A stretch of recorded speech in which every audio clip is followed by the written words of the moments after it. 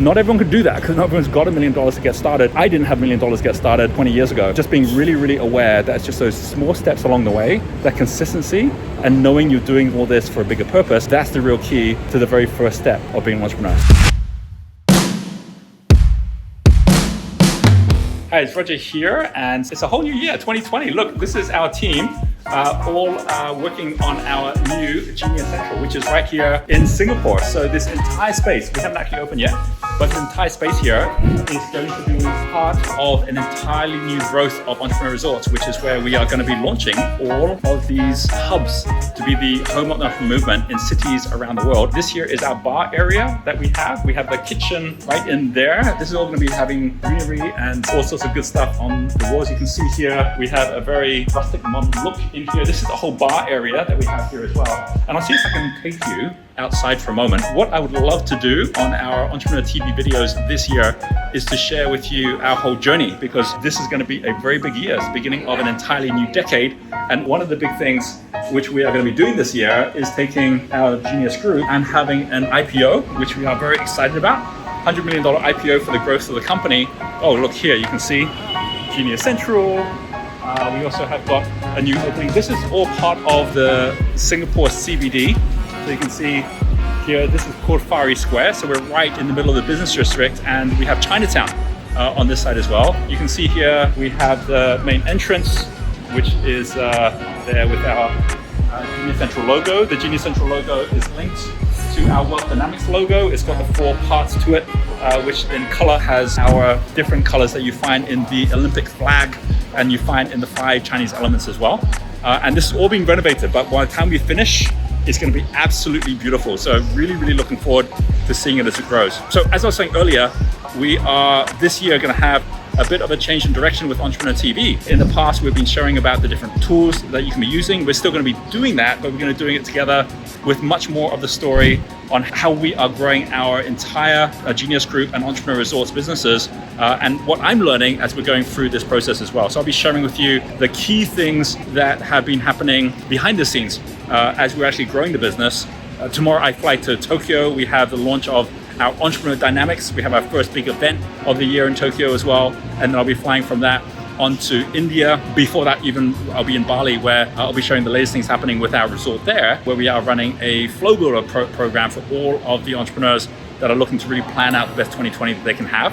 And then we are going to be going to India, which is really growing, where we've got both Bangalore and Mumbai that are launching. And by the time we get to February, then we are going to be in the UK together with a big event called our Wealth Dynamics Masters, with entrepreneurs around the world coming in to plan out the next decade together. And that is going to be at our Safari Lodge, Tau. And so I'll be sharing about in every step the things we're learning, the things we're seeing, the number of city leaders coming on board that are growing the entrepreneur movement around the world. We have 40 different cities that we're going to be launching this year with Entrepreneur Dynamics, and how you can use Entrepreneur Dynamics to really find your own impact, your own flow as well. We have now got 1.2 million entrepreneurs within our community, and it's growing by over 1,000 a day. So we are seeing this massive growth in the number of people who are seeing their own future linked to the future of the world, and what a difference we can make in the world as well.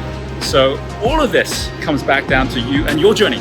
Like the reason I'm even doing these videos, not just to capture the story as we're seeing this growth happen, but also hopefully give you some really good insight in terms of the ways that you can be growing your own business as well. One thing I want to end on is I want to kind of end on a story of my very, very first business that I started here in Singapore, because it was in 1997, just when the Asian crisis was happening, that I actually arrived in Singapore at the first time. This, by the way, is one of the main areas which actually get super busy at night because of all of the big buildings around here. You can see we are right in the middle of the CBD right now. But it was actually here, 1997, that I decided to start a business. I was living with my wife in London at the time. We had our first daughter, second one on the way. And I was like, you know what? Like, the weather here, not so good. We should be actually out there, like, you know, being in a place in the world where we know we can make the biggest difference.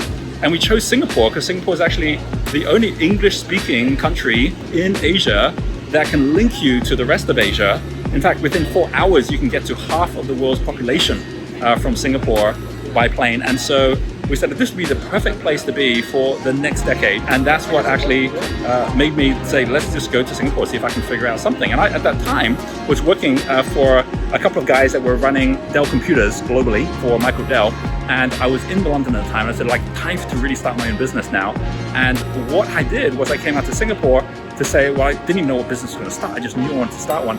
And the first thing I realized when I got to Singapore is, like many countries, you can't even like stay for a long time without a work permit. And there was no entrepreneur work permit, right? Like, I didn't even know what the word entrepreneur meant in those days. And so the only way that I was able to stay in Singapore was to get a job, which kind of defeats the object of being an entrepreneur. So I thought, well, I have to figure that out before I can do anything else. And I had no income coming in. And so I said, all right, I'm going to give myself a month to figure this thing out. And what I ended up doing was thinking, well, there must be other entrepreneurial companies here that might need my help, who would help me to get a work permit.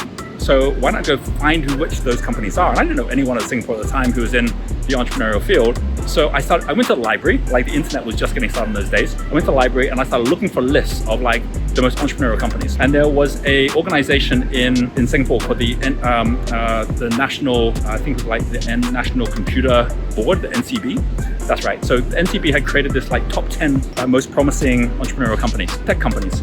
And so I thought, oh, here's a great list. And so I basically I phoned every single one. I said, hey, I'm here from England and I'd love to meet with your CEO. Very clear, within a day. None of them were going to meet with me because they didn't know who I was. And I was like, well, that didn't work too well.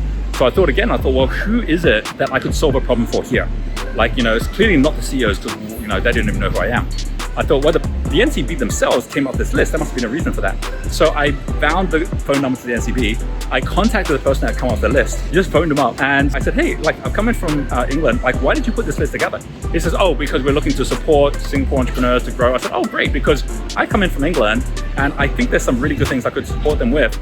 Could you call them and see if I can actually get some meetings with the CEO? Now, that was his whole job, was to actually help them out. So he said, sure, I can do that. So he did that. I had about 4 different meetings set up then very quickly. I met up with each of those 4 CEOs. They were like, well, who are you and why are we meeting? But they took the meeting because the NCB had actually basically set it up for me.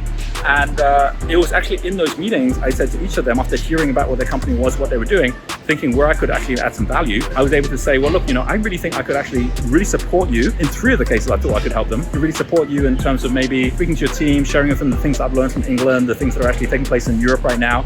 Each one of them was like, well, that would be really interesting. In that whole conversation, I was able to learn enough about the business to see how I'm ready to help on the sales and marketing side. I said, look, you don't have to pay me to begin with. All I'm looking for is basically for a place where I could actually have my office.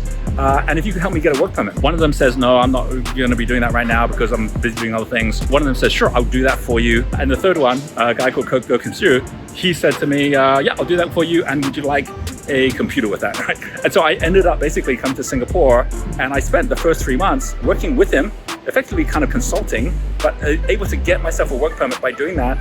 And then from there, he actually then supported me with my very first business I launched, which happened to be a publication called the Singapore Property Guide. And I share all of that because many of us are out there trying to get money, when in fact the very first thing we need is to get time. And the very first thing to do as an entrepreneur, if you're just getting started, is to figure out, how do I actually make sure that I am finding a way to be of value to someone?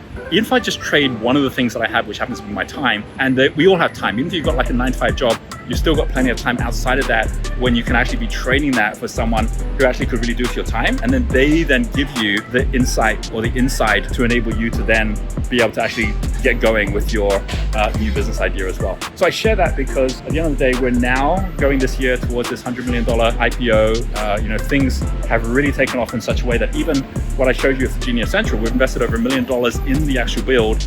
Not everyone could do that because not everyone's got $1 million to get started. I didn't have $1 million to get started 20 years ago. Just being really, really aware that it's just those small steps along the way, that consistency, and knowing you're doing all this for a bigger purpose, that's the real key to the very first step of being an entrepreneur. So I'll be sharing more as we go. Do get connected with us. Subscribe if you're not subscribed yet. Do leave a comment as well. We're going to be doing this regularly through 2020, and I'm super excited about the year ahead and what we're all going to achieve together. See you later.